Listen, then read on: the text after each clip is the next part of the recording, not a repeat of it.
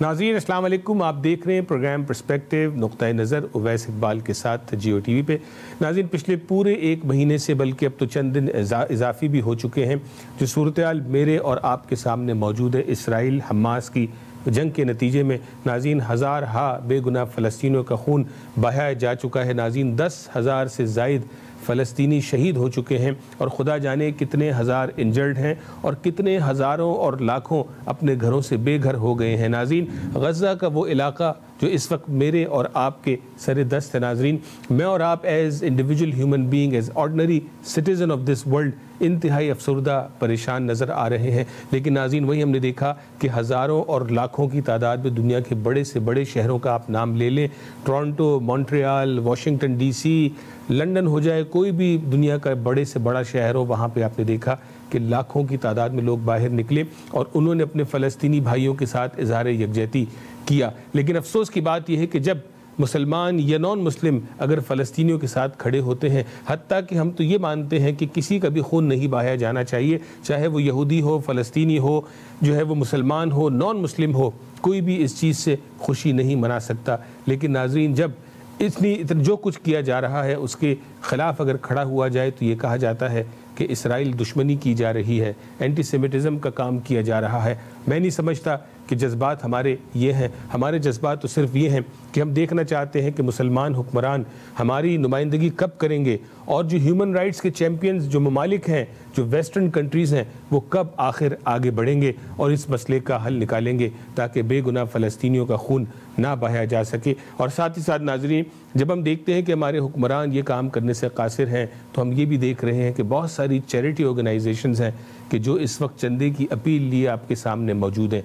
ये क्या सिलसिला है जहां हम देखते हैं कि वहां पे फ़लस्तीनियों तक एड नहीं पहुंच पा रही है, बॉर्डर्स बंद हैं, तो ये जितने चैरिटेबल ऑर्गेनाइजेशंस हैं ये जो पैसे जमा कर रहे हैं ये मदद आखिर फ़लस्तीनियों तक कब और कैसे पहुंचेगी। नाज़रीन इस पे बात करने के लिए आज हमने दावत दी है ह्यूमैनिटी इंटरनेशनल के एग्जीक्यूटिव डायरेक्टर जनाब फ़िरास अजीज़ साहब को। फ़िरास साहब अस्सलाम वालेकुम and welcome to the show. Walaikum assalam, Brother Ovais. Thank you for having me. It's my pleasure. Thank you for giving us your time. And at the beginning, I was just talking about the war going on in Palestine, Israel. We are all very well aware of it. One of the top of mind questions is that everybody is asking for money. Everybody is raising money because this is the least probably we can do as a human being to support humanitarian crisis or genocide happening, as some are calling, in Palestine. So the question is, since we see the borders are closed, how these charities are putting these dollars to work and sending aid to Palestine? It's a great question, and thank you again for the opportunity.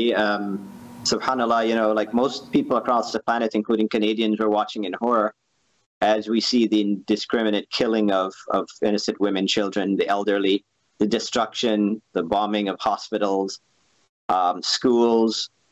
It's very hard to process. It's very hard to watch. I mean, today's day number 30, as you know, Brother Ovais. It's a month ago today this all started. The reality of it is that beyond our du'as and beyond our advocating with our elected leaders and our politicians here in Canada and across the globe, is, as you said, most people are willing to donate some money. The question is, how is aid getting into Gaza? What people tend to forget is that Gaza has been under bombardment since 2006. It's been blockaded and sieged since 2006. And so the people of Gaza have found a way to live. Gaza, it's about 25 kilometers in length, about 5 kilometers in width. So that's 125 square kilometers. So while the northern part of Gaza is getting bombed and the southern part of Gaza is getting bombed, there's still a life across the enclave. And so, as an example, humanity works with a number of agencies, including UNRWA, which is the United Nations agency created for the protection and the service of the Palestinian people. So we are working with agencies who have resources on the ground across the enclave of Gaza, and they're using up those resources. And as we know, 1 month in, it's pretty much coming to an end. And so we have been able to, alhamdulillah, because we've been invested in Gaza, we've been supporting Gaza and the West Bank, by the way, for a number of years. Our agencies have been on the ground deploying, whether it's in food or healthcare or water or even fuel in the beginning. There's no more fuel, it's all gone. Water is at a premium right now. And so, the simple answer is the agencies on the ground have had access to their supplies. They're using out every last ounce of it and running out. So yeah, no new money is getting into Gaza, but aid is absolutely getting into Gaza. So no new money is getting into Gaza until now, but then, humanity has been on the ground and invested in Palestine for many, many years. So that's why you have the infrastructure and you had access to whatever you could to provide emergency relief in Gaza. 100%, 100%. And, the question is always asked of me. I just came back from traveling through the United States. I was in Dallas and Houston to raise funds for Gaza. And, one of the questions people kept asking is why you continue to raise money if you can't get money in. And it's a great question. The reality of it is, Brother Ovais, is that, the Rafah border has opened. It opens intermittently for aid to get in. The aid agencies need to make sure that when it's open, they can get supplies in. But those supplies take time to procure. They require money. They require time. So we raise money to be able to support our agencies so that they can prepare themselves to replenish that stock as and those inventories as the border opens up for a very short period of time and a few trucks. I think they're saying in the past month, maybe maximum 500 trucks have gotten in total. And that is just a drop in the ocean of what is needed. So, it's about being proactive and having funds accessible so that, the agencies that we work with, which we're on the ground in Gaza, can actually have access to external money to be able to purchase the supplies and inshallah get it through the Rafah, the Egypt border as it opens and closes. Right. So can you help us understand our viewers, since the conflict has started, what is the role of humanity, yourself, the organization, and what kind of aid and support you guys are providing in terms of emergency relief in Gaza? Sure. Humanity, like most other agencies, of course, have been supporting our agencies on the ground with the most immediate things. I mean, simple things that we don't think about. Obviously, food, hot meals, canned goods, water. In the beginning, it was blankets. It was pillows. Those things now are hard to find. We also provided fuel, as I alluded to earlier. Earlier in the campaign, we provided fuel. We have no access to fuel any longer. There's no fuel being allowed into Gaza. So all of the supplies that have been used up in Gaza, no more fuel is being allowed in. And as people might not realize, fuel is essential. It's essential to run generators, which generate power for hospitals and schools and clinics. So that itself is very challenging. So we've been supporting that. We've been supporting water tanks, water trucks. Water is a scarcity in Gaza. The water is very salty. Needs to be filtered. And so we've been able to be, alhamdulillah, thanks to the generosity of our donors and the people on the ground, we've been able to provide that. We've, of course, been providing a lot of equipment and medicines, and just recently, in the last few days, we've been able to provide a number of beds, hospital beds, to the Indonesian hospital. Most people might not be aware that, again, Gaza is a big place, relatively small when we think about it, but it is a big place in context of that part of the world. And many hospitals are running on very limited power, running on very limited supplies. And so we've been able to, some of our agency partners, be able to provide, again, hospital beds and medicines, water, as I alluded to, food earlier. And that's really where the greatest needs have been. But I wanted to be clear that these opportunities for helping the immediate, these opportunities are now becoming very, very rare as the supplies are literally running out.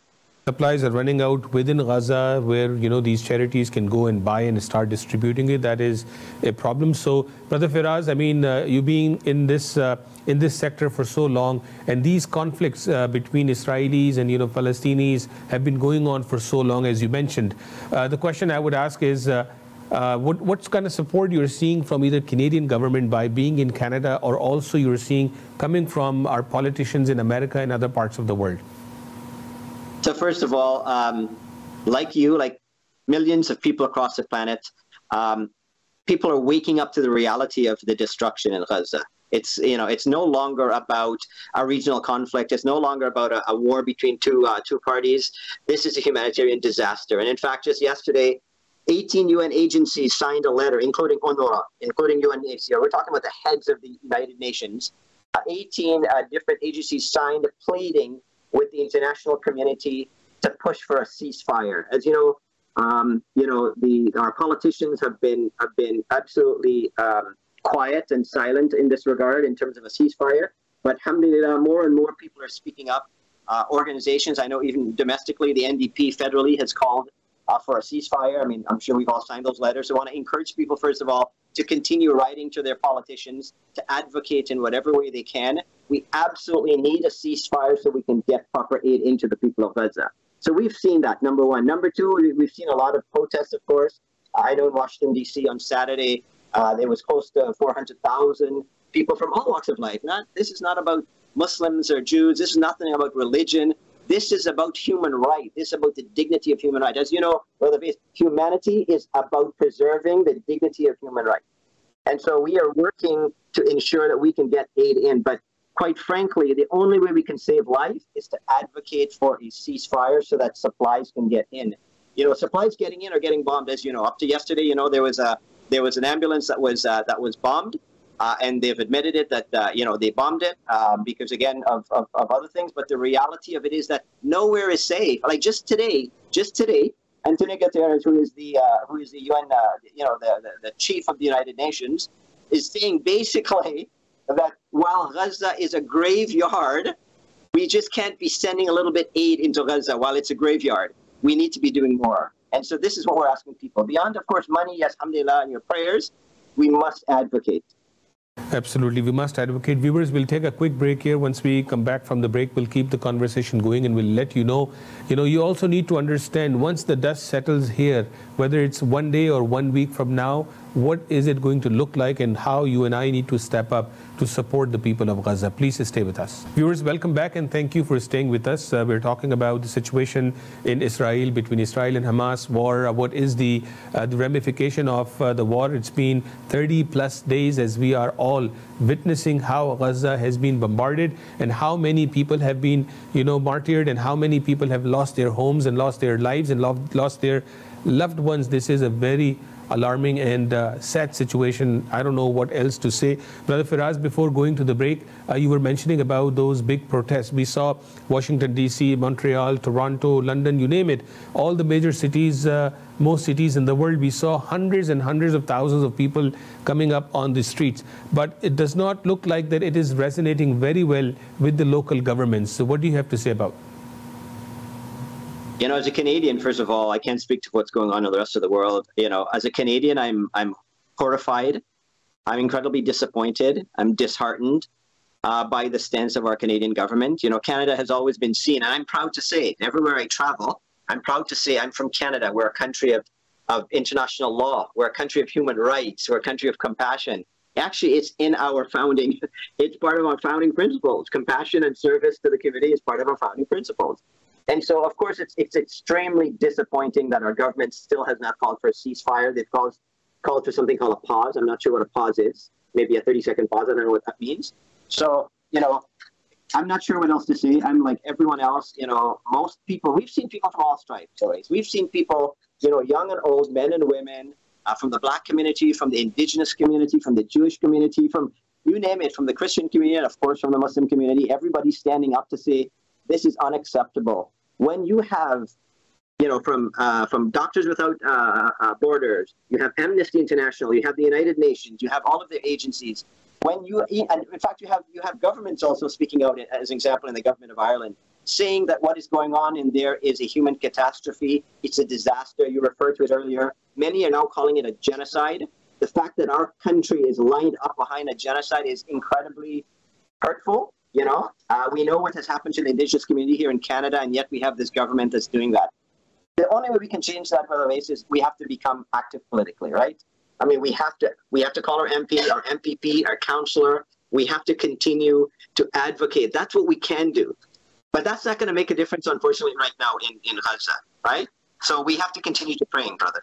Yeah, absolutely. And now we're seeing some of the politicians from the Liberal Party of Canada. Lately, we just saw Iqra Khalid stood in the House of Commons and she spoke about the emotions that she's hearing from the people living in her riding. So why not I show this to our viewer? Let's see what Iqra has said in the Parliament in the recent days. 30 days, I been listening to and consoling residents in Mississauga, Erin Mills, and across Canada for the deaths of thousands of innocent Palestinians and Israelis. I really join them in their pain, their grief, and their calls to action in this chamber. Parents having to explain to their kids why they're seeing death and horror in their social media feeds. Children too afraid to wear religious symbols at school. Neighbors grieving the deaths of loved ones who lived in the region and feel silenced from publicizing their pain. Faith leaders fearing for the safety of congregations, asking police to stand over while they pray. Mr. Speaker, I hear the calls from Canadians for a humanitarian ceasefire, the release of civilian hostages, and a dedicated humanitarian corridor. We must work harder to achieve a just and lasting peace for all Palestinians and Israelis for the sake of humanity, Mr. Speaker. Thank you. So, Faraz, as you can see, what Iqra Khalid, who is the member of parliament from Mississauga, Erin Mills riding, she finally, stood and spoke, and I hope and assume that many others will stand up and, ask for ceasefire and, Canadian government to intervene and not allow one party to, just keep bombarding until everybody is died in Gaza. So, just changing the subject here. So, as I said after coming from the break, once the dust settles, based on your experience, what are we looking at as phase 2, phase 3, and even phase 4? So listen, Allahu Alam, we don't know what the future holds. We don't know how long this will continue, but we are hearing the rhetoric that we're hearing from the Israeli government, of course, is that they're just beginning for a long, difficult battle. I don't know what that means. What does it mean for a humanitarian organization like Humanity? What it means is we have to start thinking about how are we going to protect not just the physical, but the mental, the emotional and spiritual health of those who survive. And only Allah knows who will survive. I mean, today we know it's over 10,000 people slaughtered. We know over 20,000 people. I'm talking just about Gaza, right? We haven't even talked about what's going on in the West Bank. And process it, what the future holds. But as a humanitarian organization, as one of thousands of humanitarian organizations, we're starting to think about what will come next. And for Humanity right now, it's the Family Assistance Program that we're planning that out so that we can ultimately, in the Honora schools and other locations where families have been gathered, that we can start providing some semblance of services to them beyond the immediate food, water, and medicines right now, and of course shelter. Awesome, that's great. And one question which is also top of mind for myself, for people, those who we interact with, is the emotions are quite high. When you talk to people, they're seeing the news, they're just worrying about the entire situation. But how do we find balance between the emotions and being careful? Because what we're also seeing, some people are losing their jobs by, making statements that they should not be making, or they should be making the right way. How shall we find the balance and, still express our emotions and express our concerns to our co-workers, to our, fellow Canadians and other people in this world? Great question. We're struggling with that. All of us are struggling with that. First and foremost, I want to say this. What is going on in Gaza now is a humanitarian catastrophe. I'm not telling you this. The UN is telling you this. Doctors Without Borders is telling you this. Amnesty, the list goes on and on. My point is, this is about humanity. It's in our name. We're actually called humanity. What we want people to think about is we want them to react to their humanity. We want to implore the humanity of others. For me, I can't even think about peace and justice. I'm just thinking about where is the humanity of Canadians. Not just Muslim Canadians or Jewish Canadians, but Canadians. Where is the humanity of the world? Because if we look inside our hearts and think about, I have 2 young boys at home away, so I kiss them every night when I go to bed. I was traveling recently, I came back, and I was saying to them that, the reason I left home and went to the United States was to advocate for our brothers and sisters in Gaza who have no voice. We have to just think about humanity. And so when we speak, yes, we're emotional, but we're not going to start blaming people and, because we have no power to change the politics. We do have the power because we live in Canada and it's a free country. We can speak the truth and we can advocate for humanity. And anyone who wants to advocate for humanity should not be harmed in any way, shape, or form, quite frankly. We shouldn't see any harm coming to them. So I would remind people to speak the truth. The truth is, people are getting killed in Gaza. The truth is, we need a ceasefire so humanitarian aid can get in. The truth is, without that, more people will die. And the truth is, every single one of us as a Canadian has a responsibility and a right to remind our government that as part of the Charter of Human Rights in Canada is the protection of our life, our livelihood, our property, our person, our dignity, our religion, and our free speech. Everyone has that right. And so once we do that with respect, then there should be no problems, inshallah. And in my beginning introduction, I said, many organizations are raising funds. Not many, I would say maybe hundreds and thousands of them around the world are calling for, donors to come forward and give their money so then aid can reach Gaza or people of Palestine. What are some of the key criteria that donors should look before they hand over their money, their emotions in the hands of a charity? First of all, we know that sadly in times like these, there's also a lot of people who take advantage of donors, right? So first of all, obviously, you want to ensure that it's an organization that you trust, the work that you're doing, that they're communicating with you what they're doing. One of the things we've tried to do at Humanity Always is we've tried to stay in touch, like literally, every couple of days our donors receive an email that tells them what we're doing, how we spent the money, and we provide on-the-ground video and or images, right? That's really important. Number two, of course, is that we have to appreciate that many agencies right now are simply raising money in anticipation of being able to get aid in. And we're very blessed at Humanity that our partners on the ground have been able, up to today, are still working. Even though people should be aware, every single one of our aid agencies in Gaza have lost people. People have been killed. So that's the reality on the ground. So you know that the people who are on the ground, they're working beyond their means. They're trying to save their fellow Palestinian. They're trying to save lives of literally their family, friends, and their community. So I think it's really important for people to pay attention to the agencies. Sadly, even Humanity recently got scammed, where folks were using our digital presence to raise money. Alhamdulillah, we were able to alert the authorities and be able to bring in. They're called phishing sites, right? It appears as though it's us. And so you have to be aware of that. It's very sad that in this type of a world where things are going on, there's still people, criminals, if you will, out there who are trying to scam. So you just have to know who you're dealing with, and feel free to pick up the phone and call the agency if you think something is amiss. But again, with Humanity, we don't communicate publicly in terms of our activities. We communicate directly to our donors, so they have the confidence that when they donate to an organization like Humanity, we are responsive to their needs, and that we're very clear about how we're spending their money. And I think people need to really be doing that today, because there's a lot, as we've experienced sadly firsthand, there are people out there now who are actually trying to benefit in this very, very difficult circumstance. So thank you so much, Brother Firaz Aziz, sharing your time and your expertise and all about Humanity, what Humanity is doing today on the ground in Gaza, and what are some of the plans in the future. May Allah subhanahu wa ta'ala accepts all your efforts and give us peace and harmony and togetherness, inshallah, in the times to come. I mean, thank you, Brother Ovais, and thank you for giving us the opportunity. And we require, again, ask people to pray for everyone in Gaza, and across the planet. As you know, there are emergencies right now in Morocco and Libya, in Afghanistan, all across the planet. So, inshallah, we need everybody to be praying for those as well, inshallah.